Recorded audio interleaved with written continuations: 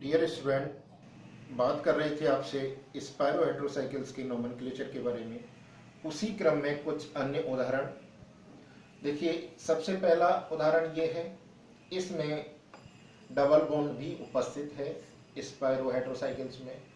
तो इस प्रकार के यौगिकों का नामकरण करने के लिए हम इस प्रकार से नंबरिंग करते हैं कि डबल बॉन्ड वाले कार्बन को कम से कम नंबर मिले।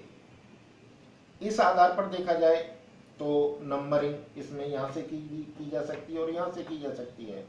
अगर यहाँ से नंबरिंग करते हैं तो इस तरीके से चलने पर डबल बॉन्ड को ज़्यादा नंबर मिलेगा, और अगर हम इस क्रम में नंबरिंग करते हैं तो इसको 6 नंबर मिलता है।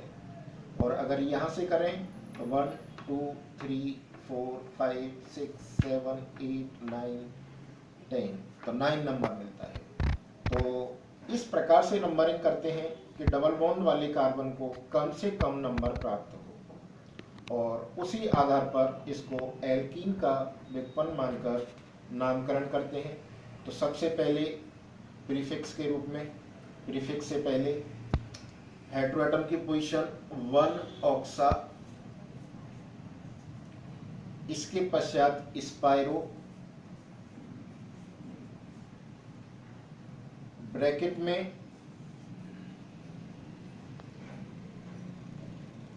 इन दोनों रिंग्स में एटम्स की संख्या, इसमें 4 एटम्स हैं, 1 2 3 4, और इसमें 1 2 3 4 5, तो 4.5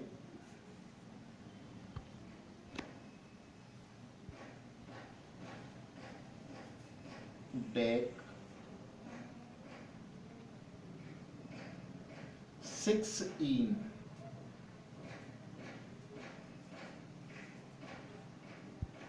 छठवें कार्बन के बाद डबल बॉन्ड है, और टोटल 10 एटम हैं इन दोनों कंपाउंड्स में, तो डेक और 6 इन। तो इस प्रकार इस हेट्रोसाइकिल कंपाउंड का नाम हो जाता है 1 ऑक्सा स्पायरो 4 5 डेक 6 इन। इसी प्रकार का एक अन्य उदाहरण ये है। इसमें अगर आप ध्यान से देखें तो डबल बॉन्ड भी उपस्थित है और हेट्रोएटम भी, और दोनों एक ही रिंग में उपस्थित हैं।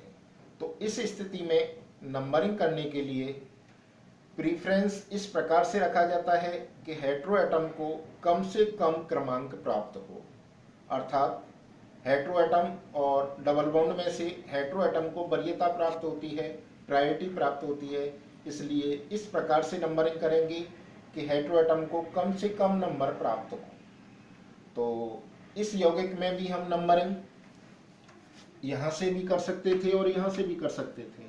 अगर हम यहाँ से नंबरिंग करते तो इस तरीके से चलने पर हेट्रोएटम को ज़्यादा नंबर प्राप्त होता, और अगर इधर से करते हैं तो 1 2 3 4 5 6 7 8 9 10, और इधर से करते हैं तो 1 2 3 4 5 6 7 8 9 10। तो इस आधार पर देखा जाए तो नंबरिंग इसी प्रकार से की जाती है, 1 2 3 4 5 6। तो हेट्रोएटम को 6 नंबर प्राप्त है और डबल बॉन्ड 9th वाले एटम के बाद है। तो इस आधार पर इस यौगिक का नाम हो जाएगा 6 ऑक्सा स्पायरो, वही स्क्वायर ब्रैकेट में एटम्स की संख्या 4 5 डेक, 10 एटम है टोटल, डेक 9 इन। तो कुल मिलाकर इस हेट्रोसाइकिल कंपाउंड का नाम हो जाता है 6 ऑक्सा स्पायरो 4 5 डेक 9 इन। अब बात करते हैं हम उन स्पायरो हेट्रोसाइकिल्स के बारे में जिनमें एक या दोनों कंपोनेंट फ्यूज्ड होते हैं। इस कंपोनेंट को देखें तो इसमें केवल ये फ्यूज्ड है और ये कंपोनेंट अकेली रिंग के रूप में, इसमें ये कंपोनेंट फ्यूज्ड माना जाएगा और ये अकेली रिंग के रूप में है। तो इस प्रकार के हेटेरोसाइकिल्स का नामकरण करने के लिए सबसे पहले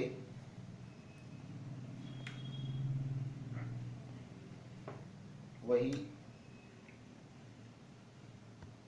स्पाइरो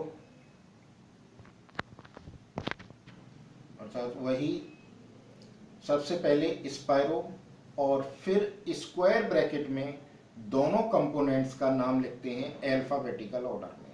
तो इसमें जो कंपोनेंट है उसको इस तरीके से नंबरिंग करते हैं 1 2 3 4 5, और दूसरा जो फ्यूज कंपोनेंट है उसको प्राइम नंबर के द्वारा नंबरिंग करते हैं। और इस स्थिति में दोनों कंपोनेंट को जो स्पाइरो एटम को नंबर दिए हैं उनके द्वारा सेपरेट करके स्क्वायर ब्रैकेट में लिख देते हैं। तो इस कंपाउंड का नाम हो जाएगा स्पाइरो, और अब स्क्वायर ब्रैकेट अल्फाबेटिकल में ये साइक्लोपेंटाडाइईन है और ये इंडोल है, और ये दोनों 1 और 3 डैश पर स्पाइरो एटम पर जुड़ी हुई है। तो ऐसी स्थिति में साइक्लोपेंटाडाइन अल्फाबेटिकली पहले आएगा, तो साइक्लोपेंटा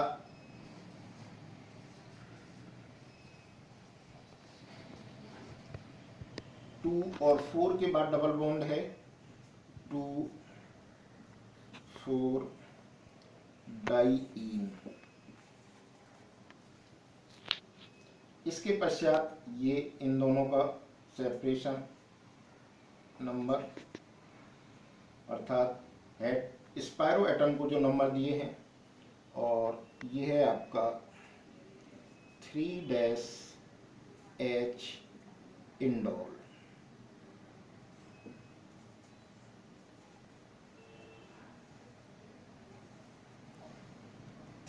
H इंडोल, यहाँ पर ये देखिए ये पोजीशन सैचुरेटेड है इंडोल की 3' वाली, इसलिए इस पर एटैलिक हाइड्रोजन लिख दिया है। तो इस प्रकार इस कंपाउंड का नाम हो जाता है स्पाइरो साइक्लोपेंटाडाइईन। इस वाले कंपोनेंट का नाम है साइक्लोपेंटा 2,4 डाइईन।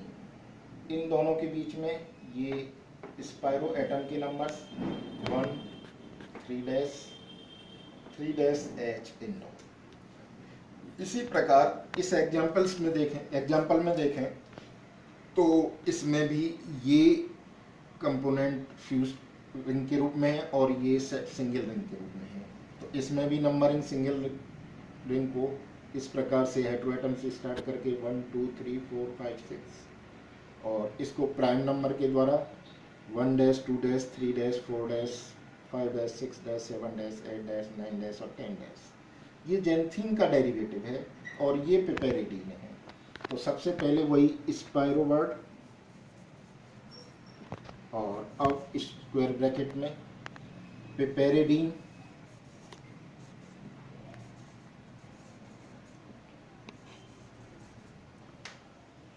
स्पाइरो एटम को 4 और 9' नंबर मिला हुआ है, तो 4 9' जेंथी।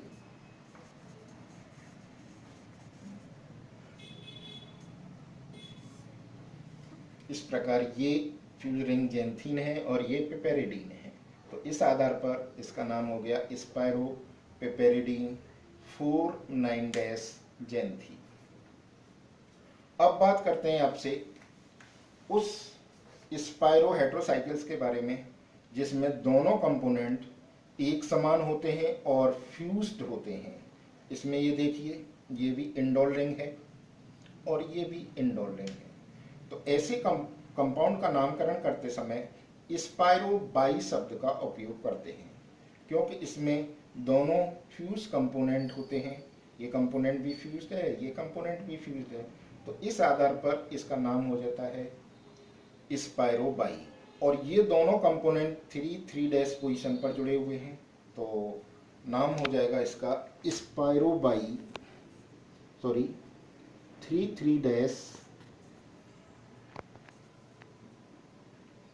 स्पाइरो बाई ब्रैकेट में 3 इंडोल।